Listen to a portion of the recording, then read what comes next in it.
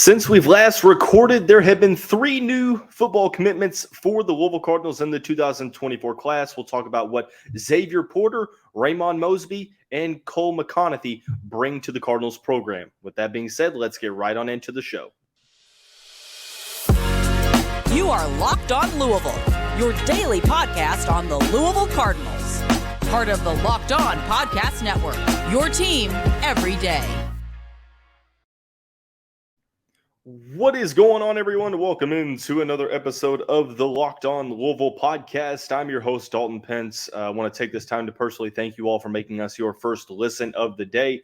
Just a reminder, the Locked On Louisville podcast is free on all streaming services 5 days a week. Your team every day. The first episode of July will be talking about some significant football recruiting news. Jeff Brom and company have gotten 3 new 2024 commitments. We'll talk about the Cardinals landing Xavier Porter, Rae'Mon Mosby, and Cole McConathy, what all 3 will bring to the program and what their careers could turn out like. So obviously we will break each segment down discussing one commitment at a time. It has been obviously a little bit since we've recorded. I mentioned in the last episode of June that we were going to be taking a little bit of a break before July. July is an off-season month, so there will only be about 12 episodes or so. But I wanted to take a little bit of time off, enjoy the summer a little bit, but nonetheless, we are back. We are ready for July's coverage. A lot of fun ideas I have for the month in terms of content. We'll actually rank the top 15 players for the Louisville football team in 2023 towards the end of this month. But nonetheless, we have some big time recruiting news to discuss. I apologize for the delays, but we have 3 new football commitments. The first one is 4-star defensive lineman Xavier Porter. Porter was ranked as a 4-star on some sites, 3-star on others. According to 24/7 Sports Composite, he's ranked just inside of the top 675, coming in at 669, the 67th best defensive lineman and 96th best player in the state of Florida. That just goes to show you how incredible the state of Florida is when it comes to football recruiting in this class. Now, if you remember, we discussed this recruitment. He cut his list to 3 a couple weeks ago. And in those 3 was Louisville, Kansas, and Penn State. We talked about this pretty much being a Louisville and Kansas battle. Penn State, it didn't seem like the Nittany Lions were prioritizing Porter. It seemed like it was going to be the Cardinals versus the Jayhawks. And I made a comment that I didn't have any inside information, but my gut feeling was telling me, based upon the timeline, him coming off of that official visit to Kansas the weekend prior, and then Monday, he announces that he cuts his list to 3 with a decision coming soon. I felt like Kansas may have been the clear choice because of just reading between the lines. However, what I found out just a couple days later, and obviously we didn't address on the show, was that it was pretty much the other way around, that it was Louisville that was rising to the forefront, and this decision wasn't necessarily a surprise to anyone. I think that many that follow recruiting, all of the recruiting analysts believe that, barring something unexpected, that Porter was going to commit to Jeff Brom and the Louisville Cardinals. Porter, the 6'2" defensive lineman from the Tampa area, played for Tampa Catholic High School, 6'2", 265 pounds, played both on the interior and on the edge. This past season, had a very, very fantastic year. Tampa Catholic went to the semifinals of the 2M regional playoffs. He had 50 tackles, 4.5 for a loss, 2 sacks, interception, fumble recovery, pass breakup, which essentially almost doubled what he did the year prior as a sophomore. So Porter, with more playing time, with more opportunity, was able to really see that production rise. Outside of having interest from Kansas and Penn State, obviously there were offers from Auburn, Boston College, Cincinnati, Florida State, Indiana, Illinois, Iowa State, Kentucky, Maryland, Michigan, NC State, Oklahoma, Tennessee, UCF, Wake Forest, Wisconsin, West Virginia. The list goes on. Needless to say, pretty solid amount of Power 5 flavor in that offer sheet. So you look at the ranking, he's a 4-star on Rivals, and I think that this is a situation where you look at it, it's like, okay, well, it makes a lot of sense because of the need at the defensive line position. On Rivals, he's the 55th best player in the state of Florida, 23rd best strong side defensive end. That's the main thing for me moving forward here. I like the ability to rush the passer from both on the interior and on the outside. I think being 6'2", 265, he has the potential to play either the 3 tech or as a true defensive end, playing in that 4-3 defense for Tampa Catholic. And we discussed Tampa is a very, very talented area. When you look at the rankings in the Sunshine State, there's a lot of recruits from the Tampa area. So he's playing in a very solid area in Florida, which there are many solid areas in Florida to play in, but Tampa being one of them.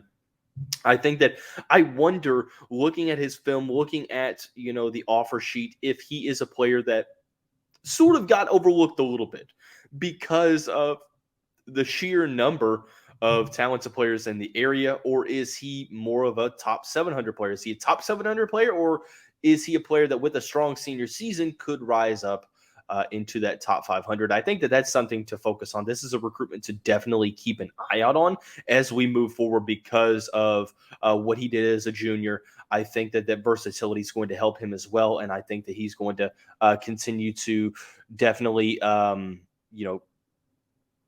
continue to do well at the high school level. One thing for me, I like the burst off the line of scrimmage, pretty solid, getting to the quarterback into the straight line, and solid getting into the opposing backfield in running situations as well.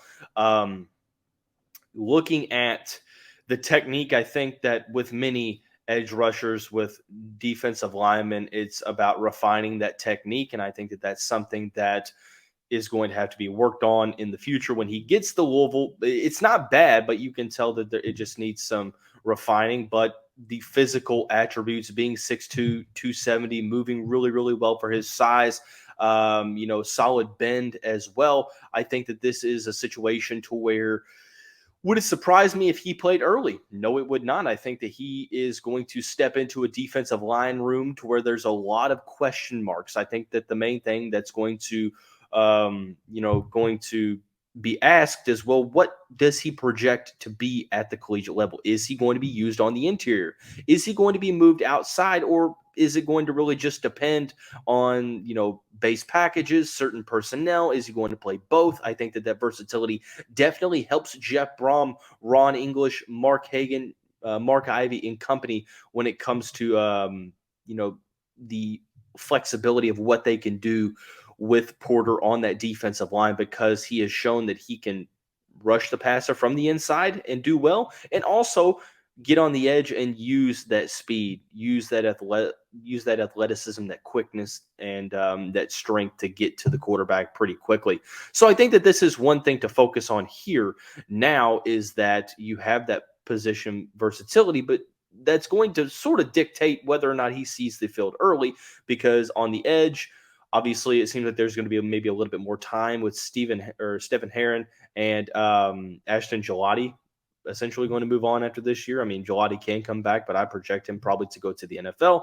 And then you have some other guys that are looking to rise into those spots, but there's going to be a healthy competition. On the interiors, where things get a little bit more interesting, you lose a guy like Jermaine Lole, who has been injured, but still you lose a player like him. Jeffrey Clark, Rodney McGraw, some of the true freshmen that came in. There's Des Taylor, Jared Dawson, Tawfiq Thomas, so on and so forth, that could also, still come back. And that's, wondering, who's going to be around. How is Louisville going to address it via the transfer portal? I think that it's hard to talk about what or how long it's going to take for players to play right away because of the transfer portal and the attention that is spent on it. So that's something to focus on. But overall, I like this pickup. You're adding another player from the state of Florida, very solid area, ranked inside of the top 670. Had a very solid junior season, and I think he is a guy that has a ton of versatility that makes you feel encouraged about, what his role could be at the next level because of that position versatility and because of the tape on film.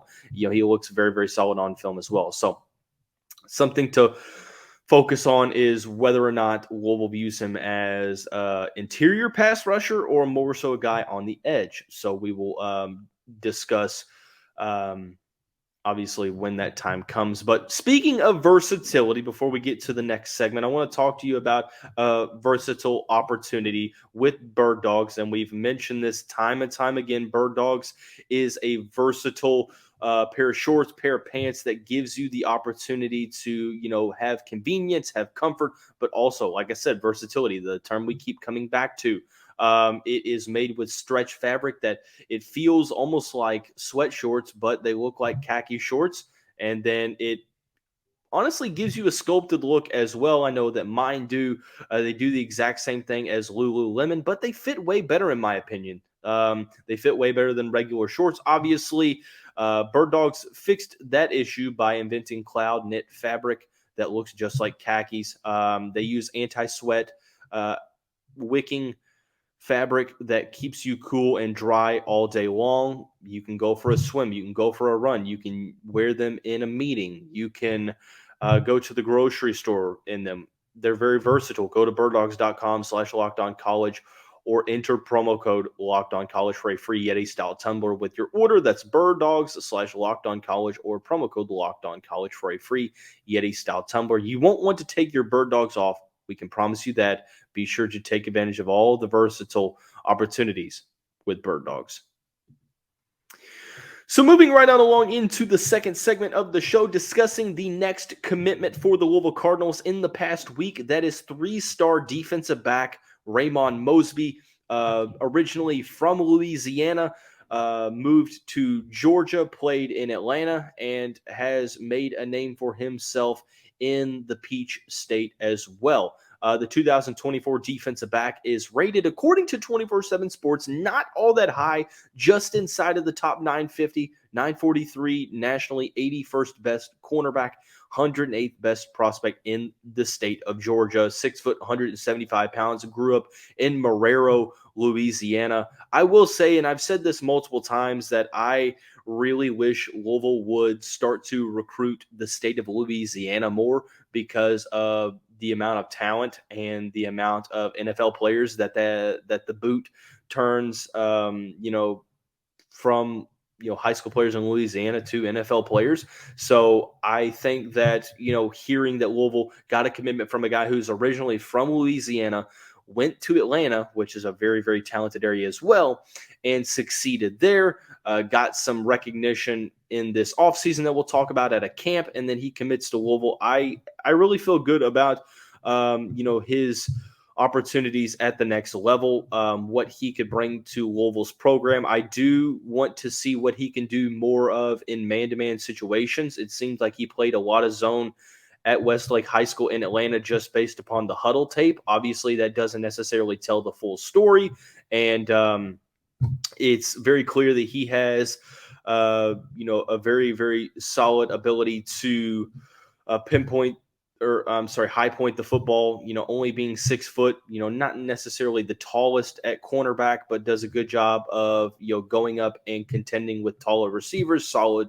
athleticism, solid north-south, but also east-west lateral speed as well. So I look at this recruitment, people will wonder, well, how can you keep getting excited about these top 1,000 guys that are rated just outside of the top 1,000? I mean, it is what it is, but it is obviously still early. I think that we kind of got spoiled by the FlyVille23 class, but I think that there's going to be a lot of emphasis on the transfer portal as well, and that's sort of the way that high school recruiting is starting to shift, or actually I should say recruiting in general is starting to shift. So I think that Mosby is a player that is going to come into a defensive backs room that is still going to be pretty crowded. You have guys that are veterans in there now that are looking to go to the NFL after this year, but you have guys like Marcus Washington, Marquise Groves-Killebrew, multiple players. Aaron Williams will be healthy off of that ACL injury that he suffered last year. You're going to have some guys ahead of you on the depth chart. I think it's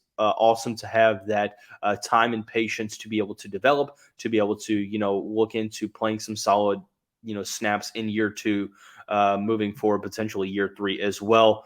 But I look at the areas of where he's played solid in Louisiana, went to Georgia, played at Westlake High School, and really had a solid season for them. Had 17 tackles, multiple pass breakups. Westlake was 9-4 in Georgia's highest classifications. Now, also runs track, had 11.54 in the 100-meter dash early on in his junior season. But what was interesting to me, having gotten, interests, actually his finalists were Cincinnati, Duke, Georgia Tech, East Carolina, Mississippi State, Indiana, Tulane, and West Virginia. I mean, this is not necessarily the greatest offer sheet, but there's Power 5 flavor there.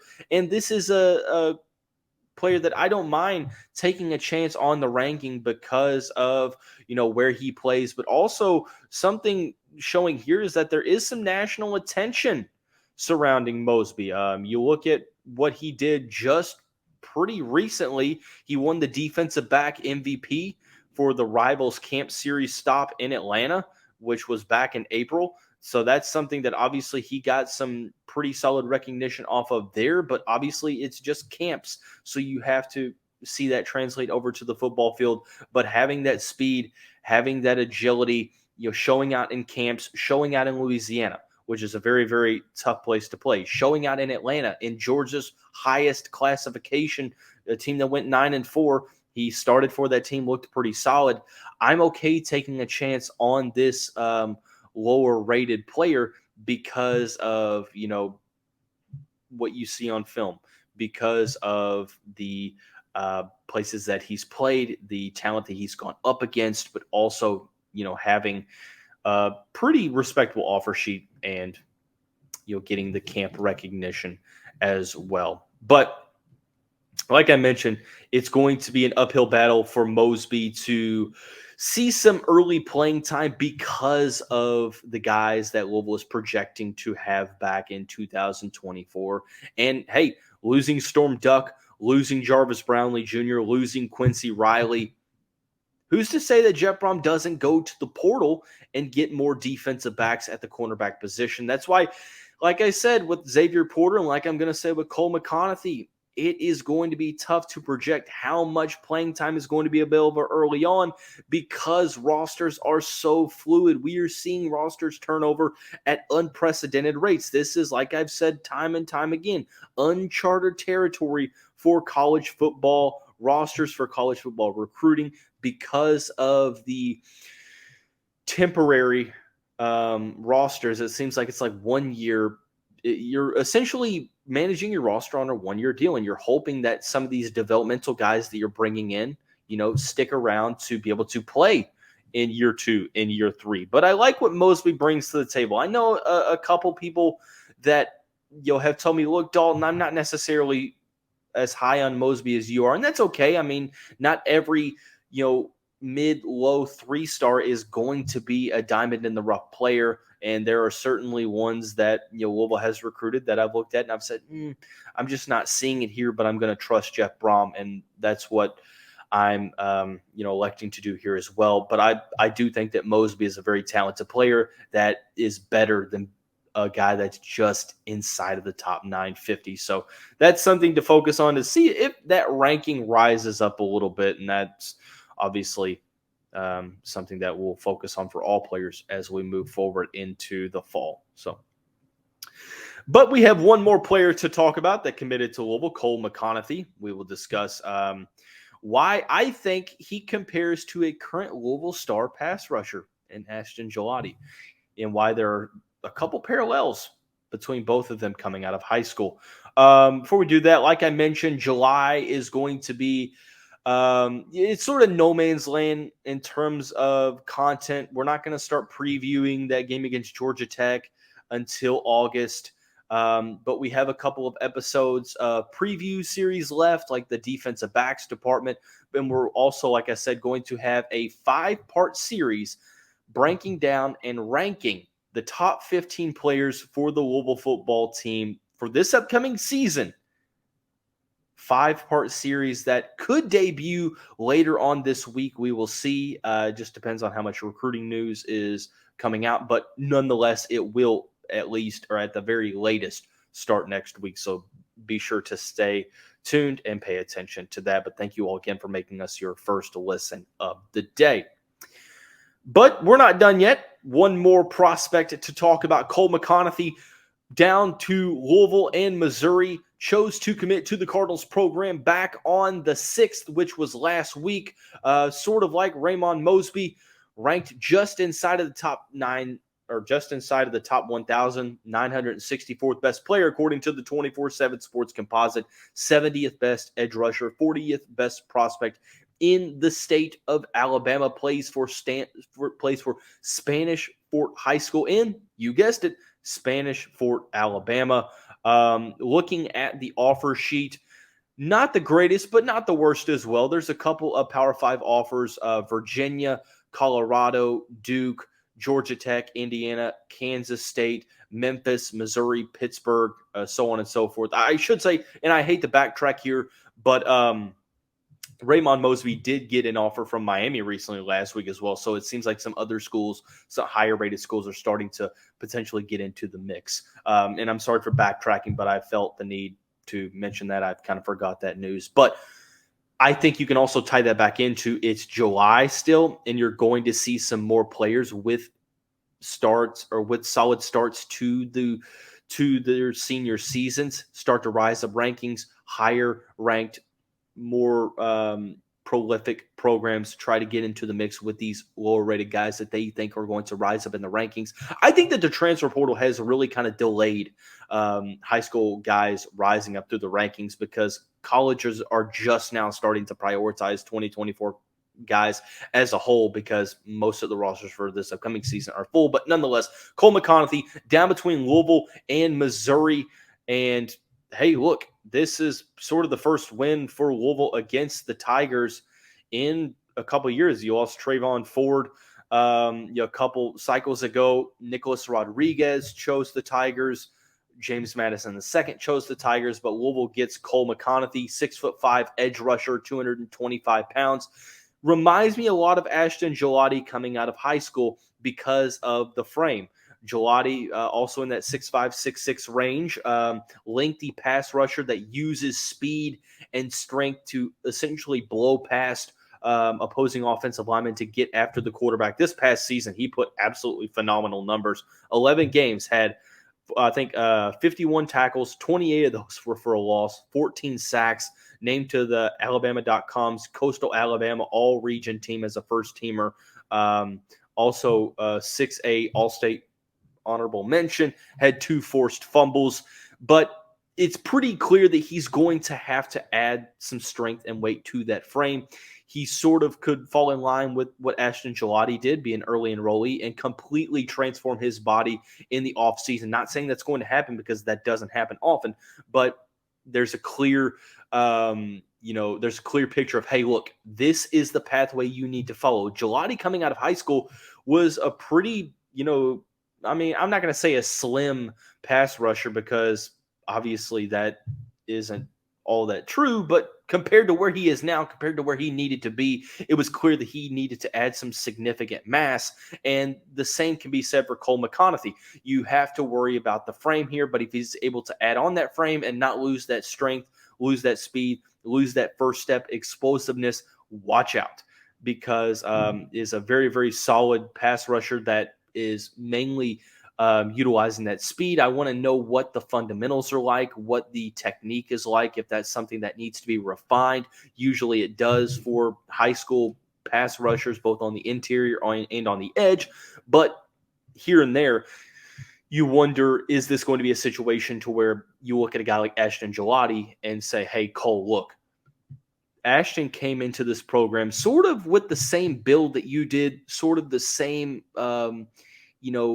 sort of the same tendencies, the same pass rushing style that, mainly is based upon speed, but needed to add some weight. Here's what we want to turn you into.